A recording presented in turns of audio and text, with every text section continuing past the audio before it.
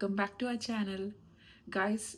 നമ്മുടെ ആഡ്രു ജനിച്ചിട്ട് 50 ദിവസമായി, 50 ഡേയ്സ്. യെസ്, നമ്മളുടെ ന്യൂ ബോൺ സ്റ്റേജും അതേപോലെ എൻ്റെ പോസ്റ്റ് പാർട്ടം പീരീഡും ഓൾമോസ്റ്റ് കഴിയാറായി. 1 more വീക്ക്. ലാസ്റ്റ് വീക്കിലാണ് ഞങ്ങൾ. നെക്സ്റ്റ് വീക്ക് വെനസ്ഡേ ആകുമ്പോഴേക്കും 8 വീക്സ് കംപ്ലീറ്റ് ആവും കൊച്ച്. അതേപോലെ എൻ്റെ പോസ്റ്റ് പാർട്ടം സ്റ്റേജും കഴിയുന്നു.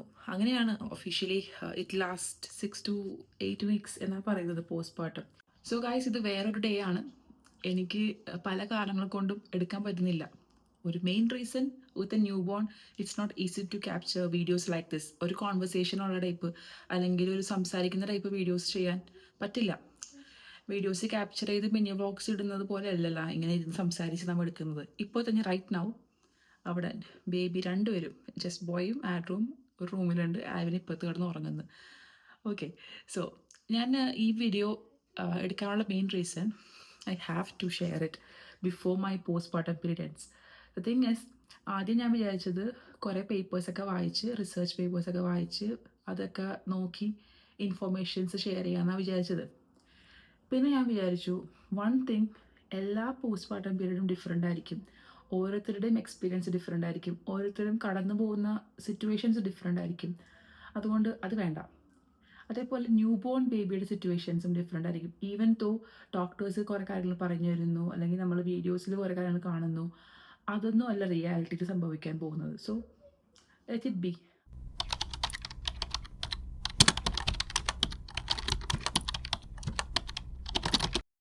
ഫസ്റ്റ് ആൻഡ് ഫോർമോസ്റ്റ്, എൻ്റെ ഈ പോസ്റ്റ് പാർട്ടം പീരീഡ് സക്സസ്ഫുള്ളി പോയാന്ന് വെച്ചാൽ പോയി എന്ന് പറയാം, പോയില്ലേ എന്ന് വെച്ചാൽ ഇല്ല എന്ന് പറയാം. Maybe perspective difference. According to my perspective അല്ലെങ്കിൽ according to my point of view, whatever, എൻ്റെ പോസ്റ്റ് പാർട്ടം പീരീഡ് ബ്ലെസ്ഡ് ആയിട്ട് തന്നെ പോയി. Even though ups and downs ഉണ്ടായെങ്കിൽ പോലും അതിന് എന്നെ ഹെൽപ്പ് ചെയ്ത മെയിൻ ആൾക്കാർ ജസ്റ്റ് ബോയും ആൽവിനും തന്നെയാണ്. വേറെ ആരുമില്ല, വേറെ ആരും ചുറ്റുമില്ല. അപ്പോൾ ഞാൻ കുറച്ച് വീഡിയോസൊക്കെ എടുത്ത് വെച്ചിട്ടുണ്ട്, അതൊക്കെ ഷെയർ ചെയ്യാം. അതിൻ്റെ ഒരു മിനി വ്ളോഗ് പോലെ ഞാൻ, ഐ മീൻ ഒരു റീൽസ് പോലെ ഞാൻ എഡിറ്റ് ചെയ്ത് വെച്ചിട്ടുണ്ട്, അതും ഷെയർ ചെയ്യും. ബിക്കോസ് എൻ്റെ ലൈഫിൽ ഈ റൈറ്റ് നൗ ആരും ചുറ്റുമില്ല. എസ്പെഷ്യലി മമ്മി, ഡാഡി, ഷിനോയ്, ഷാൽട്ട്, അവരായിരുന്നു എൻ്റെ ഫസ്റ്റ് പോസ്റ്റ് പാർട്ടം ടൈമിൽ ചെസ്പോയുടെ സമയത്ത് ചുറ്റുമുണ്ടായിരുന്നത്. അവരില്ലാതെ ഉള്ള ഈ ഒരു post partum period, it was difficult in one point of view. But in another point of view, with Alvin and Just Boy, it was a blessed experience for me. അവിടെ പുത്രം കരയാൻ തുടങ്ങിയിട്ടുണ്ട്. അപ്പോൾ ഇനി അടുത്ത വീഡിയോ ക്ലിപ്പ് അടുത്ത കുറച്ച് സമയം കഴിഞ്ഞിട്ടായിരിക്കും. And with another clip, not possible guys, but I will take this video. കുറച്ചും കൂടി കാര്യമായിട്ട് ഇരുന്ന് സംസാരിക്കാനുള്ള നേരമൊന്നുമില്ല, നമുക്ക് വേഗം വേഗം സംസാരിക്കാം. അല്ലേ ഡ്രൂ? അപ്പോൾ നമ്മുടെ പുത്രൻ്റെ അടുത്ത ഉറക്കത്തിനുള്ള സമയമായിട്ടുണ്ട് അല്ലേ? അല്ലേ ഡ്രൂ? കണ്ട, നോക്കിക്കിടക്കാനാണ്, കൂടെ കിടക്കാനാണ് കേട്ടോ. കൂടെ കിടന്നാൽ വേഗം ഉറങ്ങിക്കോളും. അപ്പോൾ നമുക്ക് കുറച്ച് നേരം കഴിഞ്ഞിട്ട് കാണാം ഗൈസ്. ഞാൻ ഇന്ന് തന്നെ മാക്സിമം വീഡിയോ എടുക്കാൻ ശ്രമിക്കും. യെസ്, ബിക്കോസ് അത് പോസ്റ്റ് പാർട്ടം പീരീഡ് കഴിഞ്ഞാൽ പിന്നെ ഒരു രസം ഉണ്ടാവില്ല. അപ്പോൾ ഐ വിൽ ബി ബാക്ക്. ആളെൻ്റെ കയ്യിലിരുന്ന് ഉറങ്ങിപ്പോയി, പേടിച്ചു പോയി. ഹെൽത്ത് കെയർ സിസ്റ്റത്തിനെ പറ്റിയാണ്. അപ്പോൾ നമ്മളിവിടെ വരുമ്പോഴാണെങ്കിൽ പോലും, ഡിസ്ചാർജ് ചെയ്ത് വരുമ്പോഴാണെങ്കിൽ പോലും, അവർ ഓൾറെഡി നമുക്ക് ഡേറ്റ്സ് തന്നിട്ടുണ്ട്. ഇവിടെ മെഡിക്കൽ സെൻറ്റേഴ്സ് ഉണ്ടാവും. അപ്പോൾ അവിടെ മിഡ് വൈഫ് അപ്പോയിൻമെൻറ്റിനാണ് ഉള്ളത്. അതായത് കൊച്ചു ജനിച്ച് വിത്തിൻ 2-3 ഡേയ്സ് തന്നെ നമുക്ക് ഫസ്റ്റ് അപ്പോയിൻമെൻറ്റ് ഉണ്ടായിരുന്നു. അങ്ങനെ ഒരു 4 അപ്പോയിൻമെൻറ്റ്സ് തന്നെ ഓൾറെഡി നമ്മുടെ മിഡ് വൈഫ് അപ്പോയിൻമെൻറ്റ്സ് കഴിഞ്ഞു. നമ്മൾ ചെന്ന് അവിടെ പോകേണ്ട ഒരു സിറ്റുവേഷൻ ഉണ്ടായിരുന്നു. അതിൻ്റെയൊക്കെ മിനി വ്ളോഗ്സ് ഞാൻ ഇട്ടിട്ടുണ്ട്, നിങ്ങൾക്ക് കാണാം. ഡിസ്ക്രിപ്ഷൻ വേണ്ടല്ലോ, ഷോർട്സിലെടുത്ത് നോക്കിയാൽ മതി യൂട്യൂബിൽ. അപ്പോൾ അത് ഒരു കാര്യമാണ്. മിഡ് വൈഫ് അപ്പോയിൻമെൻറ്റ്സ് ആണ്, നമുക്ക് ഡോക്ടേഴ്സ് അല്ല, മിഡ് വൈഫ്സ് ആണ് കൊച്ചിനെ മെയിനായിട്ട് നോക്കുന്നത്. അവൻ്റെ വെയിറ്റ് കറക്റ്റായിട്ട് ഗെയിൻ ആവുന്നുണ്ടോ, കാരണം ഫസ്റ്റ് വീക്കിൽ തന്നെ കൊച്ചിൻ്റെ വെയിറ്റ് കുറഞ്ഞായിരുന്നു. പിന്നെ അത് കഴിഞ്ഞ് വെയിറ്റ് കൂടുന്നുണ്ടോ, എന്തെങ്കിലും എൻ്റെ ഒരു മെൻ്റൽ ഫിസിക്കൽ സിറ്റുവേഷൻസ് എങ്ങനെയുണ്ട്, അതായത് മെൻ്റൽ വെൽബീയിങ് ഓക്കെ ആണോ, ഹെൽത്ത് വൈസ് സ്റ്റിച്ചൊക്കെ ഉണങ്ങുന്നുണ്ടോ, അതേപോലെ വേറെ എന്തെങ്കിലും ഇഷ്യൂസ് ഉണ്ടോ എന്നൊക്കെ അവർ ചോദിക്കും. അപ്പോൾ അതൊക്കെയാണ് മെയിനായിട്ട് ആ ഒരു 4 അപ്പോയിൻമെൻറ്റ്സിൽ കഴിഞ്ഞത്. അത് അത്യാവശ്യം നല്ലൊരു ടൈം എടുത്താണ് അവർ അതൊക്കെ ചെയ്യുന്നത് കേട്ടോ. അപ്പോൾ അത് നല്ല രസമാണ്. അതൊക്കെ ഞാൻ നാട്ടിൽ കാണാത്തൊരു കാര്യമാണ്. അത് കഴിഞ്ഞ് യെസ്, അപ്പോൾ ആ ഒരു അപ്പോയിൻമെൻറ്റ്സ് കഴിഞ്ഞു. 4 നമ്മൾ ചെന്ന്. അത് കഴിഞ്ഞ് ഇനി നമ്മളുടെ വീട്ടിൽ 3 പ്രാവശ്യം വിസിറ്റ് ചെയ്തായിരുന്നു. ആദ്യം തന്നെ വിസിറ്റ് ചെയ്തത് ഫസ്റ്റ് വീക്കിൽ തന്നെ. അത് ഇതേപോലെ നമ്മുടെ റൂമിൽ, നമ്മൾ കൊച്ചായിട്ട് കിടക്കുന്ന റൂമിൽ അവർ വരും. അവർ കുറേ ക്വസ്റ്റ്യൻസ് ഒക്കെ ചോദിക്കും, കുറേ കാര്യങ്ങളൊക്കെ പറഞ്ഞു തരും നമുക്ക്. കൊച്ചിനെ കംപ്ലീറ്റ്ലി ചെക്ക് ചെയ്യും, നമ്മുടെ കാര്യങ്ങൾ അന്വേഷിക്കും, എന്തെങ്കിലുമൊക്കെ സജഷൻസും ഒക്കെ ഉണ്ടെങ്കിൽ പറഞ്ഞു തരും. സെക്കൻഡ് ടൈം വന്നപ്പോഴും ഇതേപോലെ വേറൊരു ലേഡി വന്നിട്ട് അതും ഇതേപോലെ അവർ റീചെക്ക് ചെയ്യാനാണ്. അപ്പോൾ ഫസ്റ്റ് വന്നതിൻ്റെ ഫോളോ അപ്പ് പോലെയാണ് സെക്കൻഡ് വരുന്നത്. തേർഡ് ടൈം വന്നപ്പോഴാണ് കംപ്ലീറ്റ് അവർ മെഷർമെൻറ്റും എല്ലാം എടുത്തത്. അത് കഴിഞ്ഞ ലാസ്റ്റ് വീക്കാണ് അത് വന്നത്. കൊച്ചിൻ്റെ വെയിറ്റ് ചെക്ക് ചെയ്യുന്നു, ഹൈറ്റ്, ലെങ്ത്ത്, അതേപോലെ ഹെഡിൻ്റെ മെഷർമെൻറ്റ് ചെയ്യുന്നു. അങ്ങനെ അതും പിന്നെ ഇപ്പോൾ പറഞ്ഞ പോലെ കൊച്ചിൻ്റെ എന്തെങ്കിലുമൊക്കെ ആ ഒരു മിഡ് വൈഫാണ് കൊച്ചിൻ്റെ ജോണ്ടിസ് ഉണ്ടെന്നുള്ളത് കണ്ടുപിടിച്ചത് കേട്ടോ. നമ്മൾ ജനിച്ച സമയത്തൊന്നും ആരും അങ്ങനെ പറഞ്ഞില്ല. എനിക്കാണെങ്കിൽ അങ്ങനെ നോക്കാനും അറിയില്ല. ദ തിങ് ഈസ്, ഇവൻ നല്ല റെഡായിരുന്നു. ജസ്പോയും ഇതുപോലെ തന്നെയായിരുന്നു. ബോഡി മൊത്തം റെഡായിരുന്നു ഇവരുടെ കളർ എന്ന് പറയുമ്പോൾ. ജനിച്ചിരുന്നല്ല, ഇപ്പോഴും ഇവൻ കൂടുതലും റെഡ് ഷെയ്ഡാണ് ഇവരുടെ ബോഡിയിൽ. ജസ്പോയ്ക്ക് അങ്ങനെ തന്നെയായിരുന്നു. ഒരു 3 months കഴിഞ്ഞപ്പോഴാണ് ജസ്പോയുടെ ശരിക്കുമുള്ള ആ ഒരു കോംപ്ലക്ഷൻ, ആ കളർ വന്നത്. അതുകൊണ്ട് നമുക്ക് പെട്ടെന്ന് നോട്ടീസ് ചെയ്യാൻ പറ്റില്ലായിരുന്നു. പിന്നെ കണ്ണിലൊരു ചെറിയ യെല്ലോയിഷ് കണ്ടിട്ടാണ് പുള്ളിക്കാരി, മിഡ് വൈഫ് പറഞ്ഞത് ജസ്റ്റ് ഒന്ന് നമുക്ക് ഡോക്ടറിനെ കൺസൾട്ട് ചെയ്യാമെന്ന്. അപ്പോൾ അങ്ങനെയായിരുന്നു നമ്മുടെ മിഡ് വൈഫ്സിൻ്റെ കാര്യങ്ങൾ കേട്ടോ.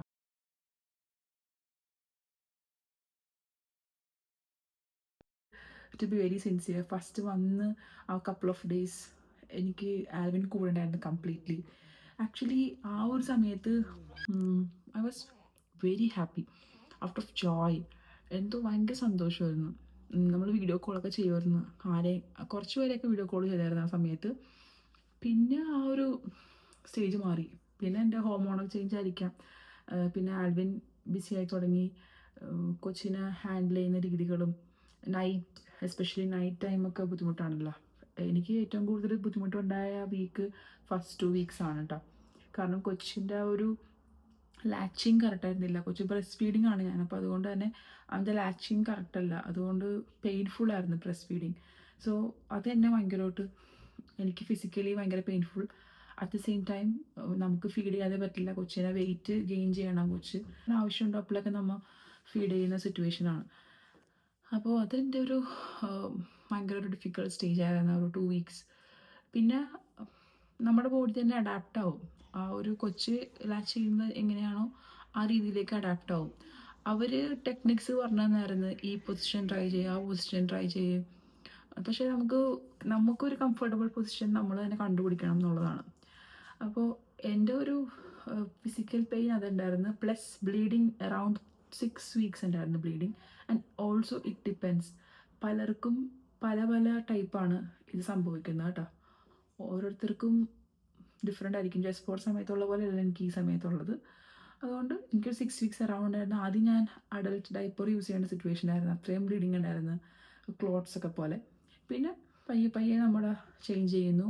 പിന്നെ സാനിറ്ററി പാഡ് തന്നെ മാക്സിമം ലെങ്ത് ഉള്ളത് വാങ്ങിച്ചു. പിന്നെ രണ്ടാമത്തെ ചെറുത് വാങ്ങിച്ച് ഇപ്പോൾ 7th week ഒക്കെ ആയപ്പോഴേക്ക് കംപ്ലീറ്റ്ലി സ്റ്റോപ്പായി. അപ്പോൾ അത് ഓരോരുത്തർക്കും ഡിഫറെൻ്റ് ആണ്. അപ്പോൾ ഈ ഒരു ഇനിഷ്യൽ ബ്രസ്റ്റ് ഫീഡിങ് സമയത്താണ് എനിക്ക് കൂടുതലും പെയിൻഫുൾ ആയിട്ട് തോന്നിയത്. എനിക്ക് ഭയങ്കര ഒരു എന്താ പറയുക, കോൺട്രാക്ഷൻസ് വന്ന പോലത്തെ പെയിൻഫുൾ ആയിരുന്നു ആദ്യത്തെ കപ്പിൾ ഓഫ് ഡേയ്സ്. അപ്പോൾ അത് ചോദിച്ചപ്പോൾ അവർ പറഞ്ഞത് അങ്ങനെ ഉണ്ടാവും, എസ്പെഷ്യലി സെക്കൻഡ് ഡെലിവറിയിൽ ആണ് അങ്ങനെ സംഭവിക്കുന്നതെന്ന് അവർ പറയുന്നു. അറിയില്ല. സോ എനിക്കെന്തായാലും ഭയങ്കര പെയിൻഫുൾ ആയിരുന്നു ആദ്യം ബ്രസ്റ്റ് ഫീഡ് ചെയ്യുമ്പോൾ. എനിക്ക് കോൺട്രാക്ഷൻസ് വന്ന പോലത്തെ പെയിൻ ആയിരുന്നു വയറ്റിൻ്റെ ഉള്ളിൽ. അത് ഓരോരുത്തർക്കും ഡിഫറെൻ്റ് ആയിരിക്കും, എനിക്കറിയില്ല. ഇവിടെ ചോദിച്ചപ്പോൾ മിഡ് വൈഫ്സ് പറഞ്ഞത് അത് ഉണ്ടാവും എന്നുള്ളതാണ്. അപ്പോൾ അത് എൻ്റെ ഒരു പേഴ്സണൽ പെയിൻഫുൾ ഹെൽത്ത് സിറ്റുവേഷൻസ് ആണ്. പിന്നെ എൻ്റെ ഹെൽത്ത് സിറ്റുവേഷൻസ് എന്ന് പറയാൻ നമ്മുടെ നാട്ടിലത്തെ പോലെ എണ്ണയൊക്കെ തേച്ചിട്ടുള്ള കുളിയും കാര്യങ്ങളൊന്നും അധികം ഉണ്ടായിട്ടില്ല. ആദ്യത്തെ കപ്പിൾ ഓഫ് ഡേയ്സ് മാത്രമാണ് എനിക്ക് ഒന്ന് നന്നായിട്ട് എണ്ണയൊക്കെ തേച്ച് കുളിക്കാൻ പറ്റിയത്. പിന്നെ 28 ഡേയ്സ് കഴിഞ്ഞിട്ടാണ് ഞാൻ മരുന്ന് കഞ്ഞി ഉണ്ടാക്കി കുടിച്ചത്. അതൊരു 3 ടൈംസ് രണ്ട് പ്രാവശ്യമായിട്ട് കുടിച്ചത്. അതായത് ആദ്യത്തെ 3 പ്രാവശ്യം കുടിച്ചത് ആശാളി ഉലുവ ഇട്ടുള്ള കഞ്ഞി. പിന്നെ രണ്ടാമത്തെ 3 പ്രാവശ്യം കുടിച്ചത് വട്ടൻ കായ എന്ന് പറയുന്ന ഒരു കായുണ്ട്, അങ്ങനത്തെ. അപ്പോൾ എൻ്റെ ഒരു ഫിസിക്കൽ ഹെൽത്ത് കെയർ പ്രസവരക്ഷ എന്ന് പറഞ്ഞ് ചെയ്തത് ഈ 2 കഞ്ഞി കുടിക്കുക എന്നുള്ളതായിരുന്നു. 28 ഡേയ്സ് കഴിഞ്ഞിട്ടാണ് അത് ഉണ്ടാക്കി കുടിച്ചത്. നിങ്ങൾ ഓൾറെഡി വീഡിയോ കണ്ടിട്ടുണ്ടാവും. നാട്ടിൽ നിന്ന് മമ്മി തന്നുവിട്ട ആശാളിയും അതുപോലത്തുള്ള സാധനങ്ങളൊക്കെ വെച്ചിട്ടാണ് നമ്മൾ കഞ്ഞി ഉണ്ടാക്കി കുടിച്ചത് കേട്ടോ. വട്ടൻ കായ എന്ന് പറഞ്ഞ കായ ഫസ്റ്റ് ടൈമാണ് ഞാൻ കുടിക്കുന്നത്. എനിക്ക് അതിൻ്റെ ഫ്ലേവർ ഇഷ്ടപ്പെട്ടായിരുന്നു. അത് അരിമമ്മി കൊടുത്തു വിട്ടതാണ്. അതും ഇതേപോലെ 3 ദിവസം കുടിച്ച്. ഇനി അതർ ദാൻ ദാറ്റ്, എനിക്ക് ഏറ്റവും എൻ്റെ ലൈഫിൽ ബ്ലെസ്സിങ് എൻ്റെ പോസ്റ്റ്മോർട്ടം പീരീഡിലുണ്ടായിരുന്നത് Alvin and just boy. Especially ആൽവിൻ്റെ കാര്യം പറയുകയാണെങ്കിൽ I don't have words to describe. ഈ video full dedication to Alvin. ആൽവിനെ ഒന്നും ചെയ്തിട്ടില്ല എന്നുള്ളൊരു ചിന്ത ഇപ്പോഴും ഉണ്ട്. ഇപ്പോൾ ചോദിച്ചാലും പറയും എനിക്കൊന്നും ചെയ്യാൻ പറ്റുന്നില്ല എന്ന്. But he did his level best. 100+% Alvin എൻ്റെ പോസ്റ്റ്മോർട്ടം പീരീഡിൽ എന്നെ നോക്കിയിട്ടുണ്ട്. ഇനിഷ്യലി തന്നെ ആദ്യത്തെ കപ്പിൾ ഓഫ് ഡേയ്സ് ഈ ട്രൈ ടു ഹെൽപ്പ് മീ. കുളിക്കുന്ന സമയത്തൊക്കെ ഹെൽപ്പ് ചെയ്യാൻ ശ്രമിച്ചിട്ടുണ്ട്. ബട്ട് സ്റ്റിൽ പറ്റില്ലല്ലോ, ബേബിയെ നോക്കാനപ്പോൾ ആരെങ്കിലും വേണം. അതുകൊണ്ട് കപ്പിൾ ഓഫ് ഡേയ്സ് കഴിഞ്ഞപ്പോൾ ഞാൻ തനിയാണ് കൊടുക്കാൻ തുടങ്ങിയത്. ആദ്യത്തെ കുറച്ച് ദിവസം എന്നെ ആരും ഭയങ്കരമായിട്ട് ഹെൽപ്പ് ചെയ്യാൻ ശ്രമിച്ചു എന്ന് പറയാം. ഇൻ ബിറ്റ്വീൻ പോകേണ്ടി വരും, കുക്ക് ചെയ്യാൻ വേണ്ടി പോകും ഇൻ ബിറ്റ്വീൻ. സോ ആദ്യത്തെ ഒരു 15 ഡേയ്സാണ് ആൽവിന് ഓഫ് എടുത്തത്. അപ്പോൾ ആ 15 ഡേയ്സ് കംപ്ലീറ്റ്ലി ഇതിനുണ്ടാക്കാത്ത റെസിപ്പീസും ഒക്കെയാണ് ആൽവിൻ ട്രൈ ചെയ്തത്. അതിലെനിക്ക് ഏറ്റവും സന്തോഷം തോന്നിയത് സാമ്പാർ ഉണ്ടാക്കി എന്നുള്ളതാണ്. സാമ്പാറൊന്നും ഒരിക്കലും പച്ചക്കറി തന്നെ ആൽവിൻ ഉണ്ടാക്കുന്നത് കുറവാണ്. കൂടുതലും നോൺ വെജ് ഐറ്റംസാണ് ആൽവിൻ ട്രൈ ചെയ്യാറ്. സാധാരണ നിങ്ങളുടെ റെസിപ്പീസ് കാണാറില്ലേ? പക്ഷേ എൻ്റെ ഈ ഒരു സിറ്റുവേഷനിൽ എനിക്ക് സാമ്പാർക്ക് ഇഷ്ടമായതുകൊണ്ട് സാമ്പാർ ഉണ്ടാക്കി. അതും എന്തോ ഭയങ്കര ടേസ്റ്റായിരുന്നു. പറഞ്ഞതുപോലെ ഉണ്ടാക്കിയെങ്കിലും ഞാൻ ഉണ്ടാക്കുന്നതിനേക്കാളും ഡിഫറെൻ്റ് ആയിരുന്നു ആ ഒരു ടേസ്റ്റ്. പിന്നെ പുതിയതായി ട്രൈ ചെയ്യാനാണ് മട്ടൻ ബിരിയാണി ഉണ്ടാക്കുന്നത്. അപ്പോൾ ആൽവിൻ ട്രൈ ചെയ്യാത്ത കുറേ കാര്യങ്ങളൊക്കെ വെറൈറ്റി ആയിട്ടൊക്കെ ട്രൈ ചെയ്യുന്നു, ഉണ്ടാക്കി തരുന്നു. അപ്പോൾ ഇതൊക്കെ കാണുമ്പോൾ ഈവൻ ദോ നമ്മൾക്ക് എന്താ പറയുക, ഞാൻ സ്പീച്ച്ലെസ് ആയിട്ട് പോയിട്ടുണ്ട്. പല പ്രാവശ്യവും ഞാൻ ഫുഡ് കഴിക്കുമ്പോൾ ഇരുന്ന് കരഞ്ഞുകൊണ്ട് കഴിച്ചിട്ടുണ്ട്. ഞാൻ സന്തോഷത്തോടെ കരയാൻ, സന്തോഷക്കണ്ണീരുണ്ടോ, ഒരിക്കലും അത് വിഷമിച്ചിട്ടുള്ള കാര്യത്തിലല്ല, സന്തോഷം കൊണ്ട്. അതായത് എൻ്റെ പ്രഗ്നൻസി ടൈമിൽ എനിക്ക് ആൽവിനൊന്നും ചെയ്തു തരാൻ പറ്റിയില്ല, ഉണ്ടാക്കി തരാനൊന്നും പറ്റിയിട്ടില്ല മര്യാദക്ക് ഫുഡ്. ബിക്കോസ് ഞാൻ തന്നെ ഉണ്ടാക്കി ഞാൻ തന്നെ കഴിക്കുന്ന സിറ്റുവേഷൻ ആയിരുന്നു. ആൽവിൻ കംപ്ലീറ്റ്ലി ഓട്ടമായിരുന്നു ജോലി തിരക്കിൽ. പക്ഷേ ഇത് എനിക്കിങ്ങനെ ആസ്വദിച്ച് കഴിച്ച്, ഒരാളുണ്ടാക്കി തരുമ്പോൾ നമ്മൾ ആസ്വദിച്ച് കഴിക്കില്ലേ, ആ ഒരു ഫീലൊക്കെ എനിക്ക് കിട്ടിയത് ഈ ഒരു പോസ്റ്റ്മോർട്ടം പീരീഡിലാണ്. എസ്പെഷ്യലി ഫസ്റ്റ് 2 വീക്സിൽ കേട്ടോ ഗൈസ്. ഫസ്റ്റ് 2 വീക്സ് എനിക്ക് ഭയങ്കര കൂടെ ആൽവിൻ ഉണ്ടായിരുന്നു ത്രൂ ഔട്ട്. അതൊരു blessed time in my life, entire life എന്ന് ഞാൻ പറയും. അത് ജസ്റ്റ് ബോർഡ് സമയത്ത് ആൽവിന് അങ്ങനെ ഉണ്ടാകാൻ പറ്റിയിട്ടില്ല. പുത്രൻ അടുത്ത കരയാൻ തുടങ്ങി. ഞങ്ങൾ അടുത്ത് എണീറ്റ് ഗൈസ്. ഞങ്ങൾ എണീറ്റു. ഞങ്ങളുടെ കള്ളുറക്കമാണ്, ഡീപ്പ് സ്ലീപ്പ് അല്ല അല്ലേ.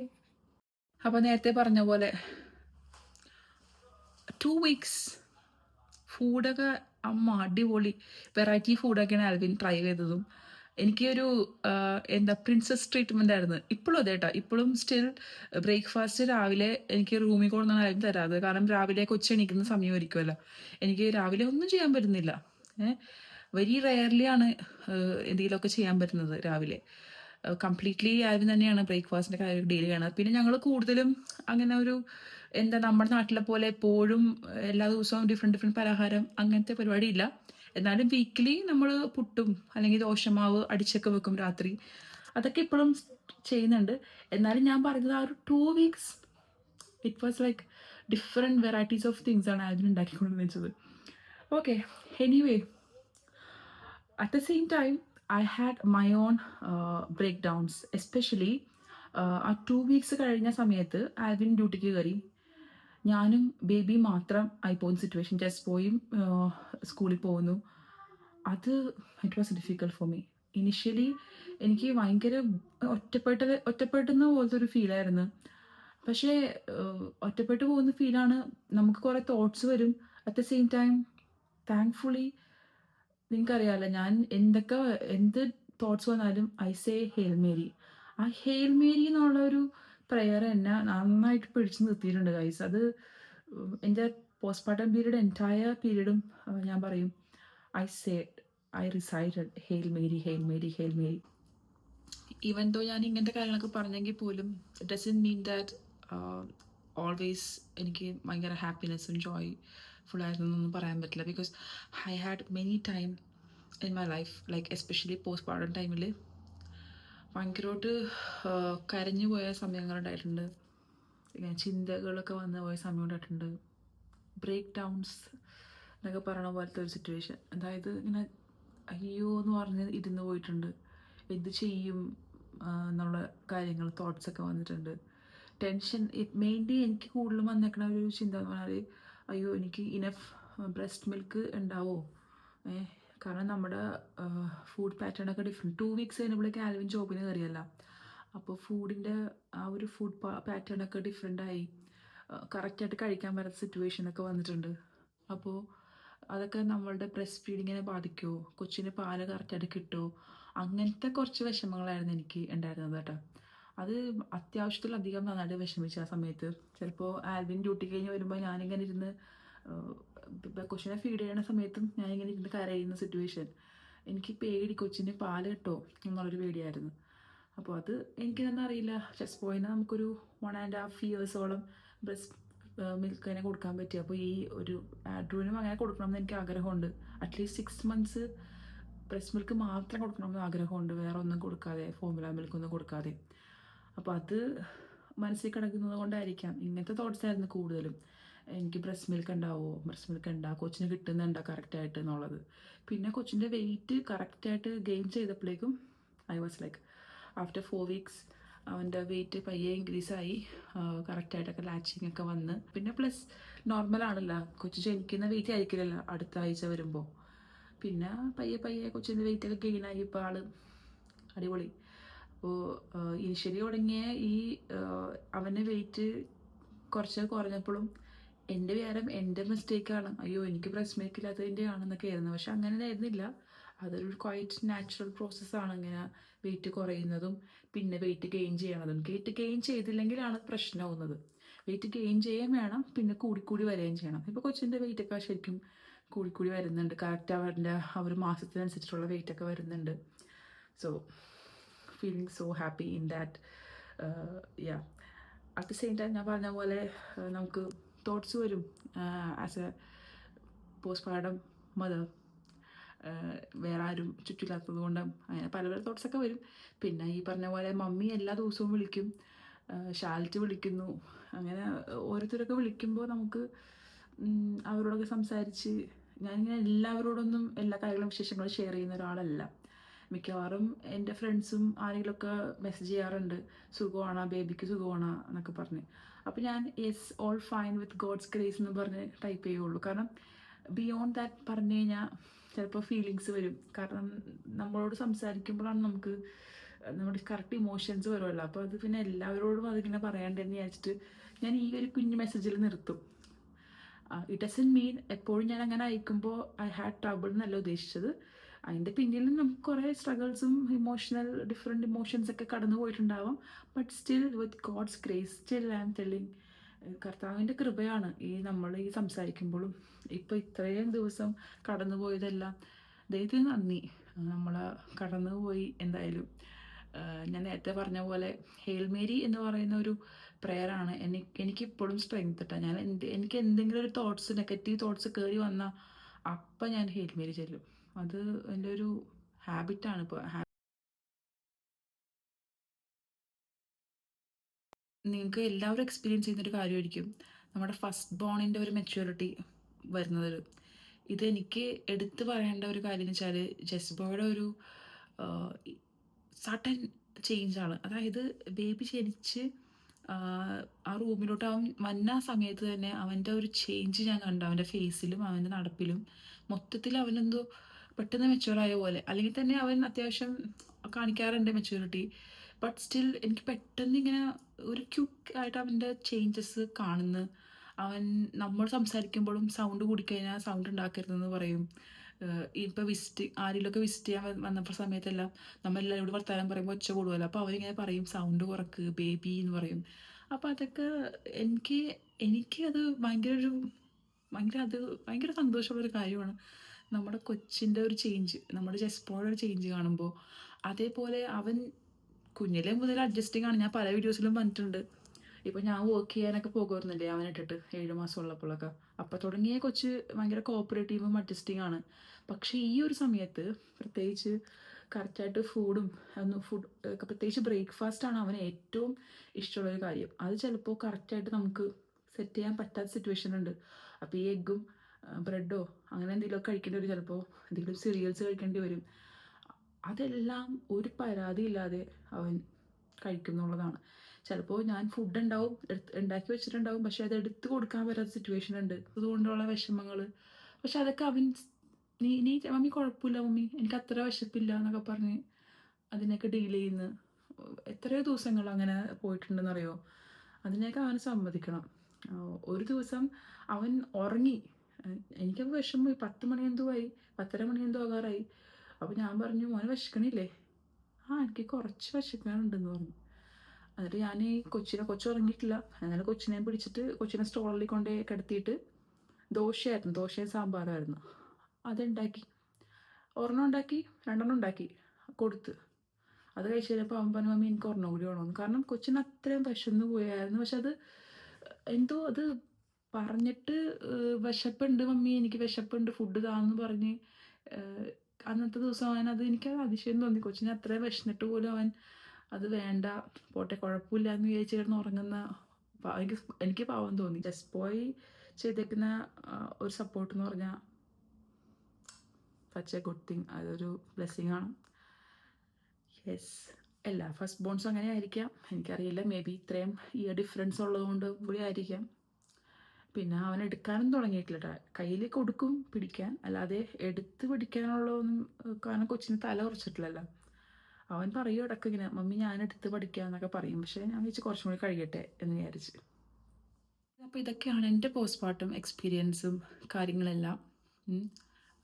So far everything is fine. Health vice I feel better. ഒരുപാട് നിങ്ങൾക്ക് എന്ത് തോന്നുന്നു എന്നെ കണ്ടിട്ട്? അതുപോലെ തന്നെ ഇരിക്കുന്നില്ലേ? വെയിറ്റ് എല്ലാം ഞാൻ ആ ഒരു പ്രഗ്നൻസി സ്റ്റാർട്ട് ചെയ്ത വെയിറ്റ് എൻ്റെ ആയിട്ടുണ്ട്. എനിക്ക് ഓൾറെഡി വെയിറ്റും ബോഡി അത്യാവശ്യം എന്താ എൻ്റെ വെയിറ്റൊക്കെ അത്യാവശ്യം കൂടുതലുള്ള ആളാണ് ഞാൻ. അല്ലാതെ കറക്റ്റ് ബോഡി വെയിറ്റും എല്ലാം പോകുന്ന ഒരാളല്ല ഞാൻ. കുഞ്ഞിലെ മുതലേ കുറച്ച് ഫ്ലഫി ആൻഡ് ചബ്ബിയാണ്. അപ്പോൾ എൻ്റെ പ്രഗ്നൻസി സ്റ്റാർട്ട് ചെയ്തിട്ടുള്ള വെയിറ്റ് തിരിച്ച് ഞാൻ ഓൾമോസ്റ്റ് ആയിട്ടുണ്ട്. ഇനി എനിക്ക് ശരിക്കുള്ള വെയിറ്റിലോട്ട് പോകണമെങ്കിൽ കുറച്ചും കൂടി കുറേ പോകാനുണ്ട്. അത് പയ്യെ ഇനിയിപ്പോൾ ബ്രസ്റ്റ് ഫീഡിങ് ചെയ്യുന്ന സമയത്ത് നമ്മൾ വെയിറ്റ് ലോസ് എന്നുള്ള പരിപാടിക്കൊന്നും ഞാൻ നിൽക്കുന്നില്ല. ബട്ട് പയ്യെ എന്തെങ്കിലുമൊക്കെ എക്സസൈസൊക്കെ ചെയ്ത് തുടങ്ങണം. എന്തായാലും ഇപ്പോൾ ഒരു 8 വീക്സ് കംപ്ലീറ്റ് ആവും നാളെ ആകുമ്പോൾ. ഇന്ന് ട്യൂസ്ഡേ, നാളെ വെനസ്ഡേ ആകുമ്പോൾ 8th വീക്ക് കംപ്ലീറ്റ് ആവാനാണ് കൊച്ചിൻ്റെയും എൻ്റെ പോസ്റ്റ്മോർട്ടം. അപ്പോൾ ഇനി പയ്യെ ഓരോന്നൊക്കെ ചെയ്ത് തുടങ്ങാം. അങ്ങനെയൊക്കെയാണ്.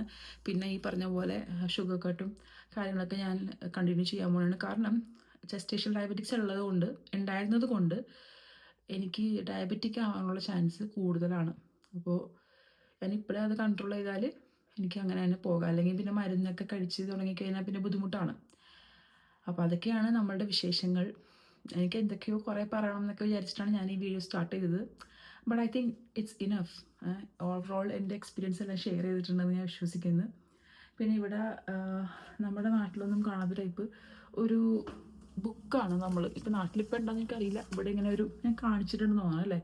ഇങ്ങനത്തെ ഒരു പേഴ്സണൽ ചൈൽഡ് ഹെൽത്ത് റെക്കോർഡ് എന്ന് പറഞ്ഞൊരു ബുക്കാണ് നമുക്കുള്ളത്. കൊച്ചിൻ്റെ ഡീറ്റെയിൽസ് എല്ലാം, അവൻ്റെ ഓരോ പ്രോഗ്രസ്സൊക്കെ മിഡ് വൈഫ്സ് വന്നിട്ടാണ് എഴുതുന്നത്. അപ്പോൾ അത് നമ്മൾ സൂക്ഷിക്കണം. ഇൻ കേസ് നമ്മൾ നാട്ടിലോട്ടോ എവിടെയെങ്കിലുമൊക്കെ പോകണമെങ്കിൽ ഇത് നമ്മുടെ കയ്യിൽ വെക്കണം എന്നുള്ളതാണ്. എനിക്കിപ്പോൾ കൺഫ്യൂസ്ഡ് ആണ്. കാരണം UAE നമുക്ക് ജസ്റ്റ് കാര്യത്തിലാണെങ്കിൽ UAE വാക്സിൻ എടുത്തിട്ടുണ്ട്, ഇന്ത്യയിൽ എടുത്തിട്ടുണ്ട്, UK എടുത്തിട്ടുണ്ട്. അപ്പോൾ പല സ്ഥലത്തും പല ടൈപ്പാണ്. അതുകൊണ്ട് ഇങ്ങനത്തെ കാര്യങ്ങളൊക്കെ കയ്യിൽ പിടിക്കുക എന്നുള്ളതാണ് എൻ്റെ ഇനിയുള്ള ഒരു ടാസ്ക്. മറക്കാതെ വേറെ എനിക്ക് കറക്റ്റായിട്ട് പറയാൻ അറിയാൻ പാടില്ല ഗൈസ് ഇതിനെപ്പറ്റി, വാക്സിനേഷൻസിനെ പറ്റിയൊന്നും.